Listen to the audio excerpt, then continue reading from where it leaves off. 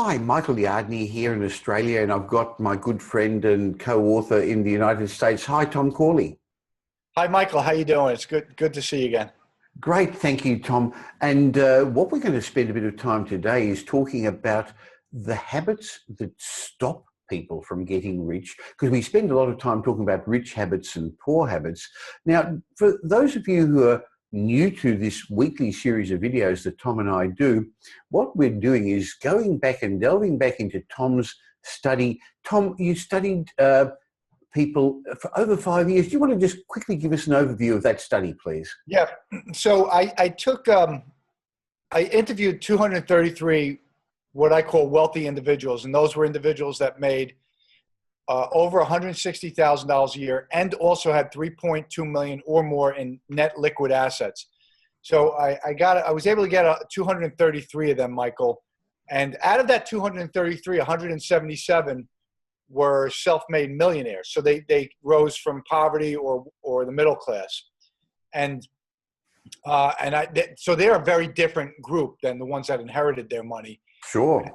And I spent 5 years really studying, because one of the thesis that I had going into the study was that wealthy people, even if they inherit their wealth, they are really focused on education. They want their kids to have the best education. They teach them great habits because they were taught great habits by their parents. Well, as it turns out, the self-made millionaires had very similar experience with the millionaires who inherited their money. They were taught by their parents certain habits, certain to-dos and certain not-to-dos. And they grew up with these habits. And in their adult lives, these habits started paying dividends. And the dividends were in the form of money and wealth. So, it's very important, in my mind, and that's why this topic is so I'm glad we're covering it. It's so important to know what to do. But I think, Michael, it's actually more important to know what not to do. Well, today we're going to discuss the beginnings of these 11 habits not to do. Now, for those of you who are watching on YouTube, on our individual blogs, on Facebook, please do us a favor and let us help us spread the message further, because I know we've developed a very large audience for these weekly sessions. But if you could share just with one friend, one person, pay it forward. We're doing this with no cost to you and no back end to us. We're just wanting to spread the word to help more people become rich, because I think also, Tom, we recognize it as part of our obligation, now that we've learned these things, to teach other people, isn't it? Yeah, it's the whole idea of adding value to the lives of others. And this is one of the rich habits. They do that. They add value to the lives of others, and then they get rewarded. They're rewarded in 100 different ways. But of course, the way that matters most to most people is financially. And it's true. When you add value to the lives of others, they're going to be willing to pay a premium for the value that you add to their lives. Fantastic. So please pay it forward and share this video or the blog that you're currently reading with at least one other person. Actually, do it for two. Why not? Okay, so Tom, let's go through the habits one shouldn't do. And in your study, you recognized 11 common ones that we should avoid. Let's start with the first one, Tom, gambling. Tell us about that. Yeah, gambling is the poor man's way to riches. So what I found in my research was the self-made millionaires and the wealthy people, they don't gamble. A large percentage of them didn't gamble. It was close to 90% avoided gambling. And the point there is they're not looking for any quick hit, immediate gratification. They somehow along the line, Michael, they were taught by a mentor or the parents or somebody that in order to get rich, you have to work hard, you have to take calculated risks, and you have to continue to grow into the person you need to be in order to become rich. Poor people don't receive that education at home. In fact, the education they're getting at home, for the most part, is an education that teaches them bad habits, poor habits. One of the poor habits is gambling. And one of the things that I found in my research, which is very interesting, is why is it that so many poor people gamble. And what I found was about 77% in my research gambled on the lottery every week. Why? Because in the minds of poor people, it's the only way they can level the playing field with the wealthy. Because when they gamble, the odds of them winning are the same as any rich person. That's right, Tom. But in my mind, gambling, the lottery, is a tax for people who can't do math. I remember my father used to sit every Saturday morning at the kitchen table, sipping his black coffee and smoking his cigarette, and he'd write out this list. And as a kid, I wondered what he was doing, and I asked him what it was, and it's what he was going to do with his life, what he was going to buy when he won the lottery. And every week, he never won the big prize, but occasionally he won a small enough one to just keep him doing it over and over again. So gambling is not a financial plan, Tom, you're right. Number 2 habit that one should avoid is eating unhealthy foods. In other words, avoid having an unhealthy diet, Tom. Yeah, and this is where the poor people really are digging a ditch for themselves.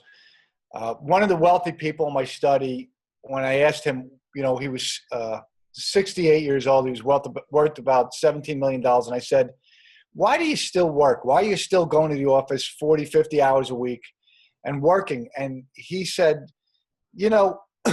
I spent a good part of my life, 40 some odd years, working really hard every day to stay healthy, because I knew at the end of my career that that would be my highest earning years.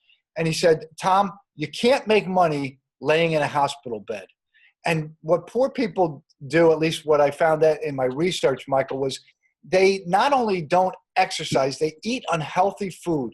They eat a lot of junk food. 97%, in fact, ate more than 300 junk food calories a day. 69% ate at fast food restaurants 3 or more times a week. And, fast food restaurants are packed filled with calories. So it's not healthy eating. It may be just a bad habit that they picked up from their poor parents, because, quite frankly, junk food and, those fast foods are a lot less expensive than eating healthy foods and vegetables and things like that. Sure. So what we're talking about in this session is the poor habits we want you to avoid. In previous sessions, we've discussed a lot of the rich habits. Another poor habit to avoid is drinking too much alcohol. Now, you're not saying don't drink any alcohol, Tom, are you? No, and actually, I have so many studies on alcohol and how it affects the brain. And what I've really found is when you drink moderately, and moderately is 1 to 2 drinks, no more a day, it actually has beneficial effects on your health. But what I found in my research is that the poor people were getting drunk frequently. So they were drinking in excess of 2 drinks an hour. You see, the kidneys and the liver can process and filter the blood when you drink alcohol, but only to the extent of 2 drinks an hour for most people. When you drink more than 2 drinks an hour, what happens is the alcohol can't be filtered out of the blood, and the blood flows through the brain, goes through the brain barrier, and it starts interfering with the neurons that are firing with each other. It doesn't kill neurons, which is a common myth, but what it does is it disrupts and damages the axons and the neurons, and then they have to repair themselves. So that requires energy, and it requires the immune system getting involved. So it's never a good thing. It actually impairs your memory. It is that from the research that I'm seeing right now, they believe it might be a link. There might be a link to Alzheimer's. This building up of the plaques in the brain. Very interesting. So not only should you not avoid drinking for the reasons you said, but I guess it also goes back to the last point also, Tom, doesn't it? Because it actually gives you extra calories, and that adds to your unhealthy diet. That's another thing. It increases your weight. Sure. So before you take away all our fun, let's go through a couple more things. Hanging out with toxic people is another poor habit one should avoid. Yeah, the only thing that toxic people bring to your life is drama. And just think about some of the people in your life that that you would consider toxic. What happens typically is you get that phone call at 1 a.m. Hey, can you pick me up? I've gotten phone calls from people to bail them out of jail. They're to my friends, but they're toxic. I've gotten calls from people if they could borrow immediately $5,000. This is what toxic people do. They disrupt your life. They interfere with your marriage or your relationship because now you have to help out a friend financially, or you've got to stop what you're doing, drop what you're doing, and pick them up or go out of the house. They create problems in your lives that don't just affect you, it affects the people that you love, that you surround yourself with. So the toxic people, they're typically negative. They have all sorts of things going wrong in their life, financial, relationships, everything's going wrong in their life. Everything's an emergency. They need help. And what I found in my research is the poor people surround themselves with toxic people. Well, another rich habit is that successful people, rich people, surround themselves with other successful people, which I guess is the corollary of what you've said. That's right. Of these poor habits in this session, Tom, and I'd like to continue on with the others next week, is you're suggesting that a poor habit one should start to cut out of one's life is watching too much television. Yeah. So, my research, when I was doing it, television was the predominant entertainment source. But now we have so many other things, Michael. We have Facebook, we have Twitter, we have YouTube. And that just started towards the tail end of my research. That started to become in vogue.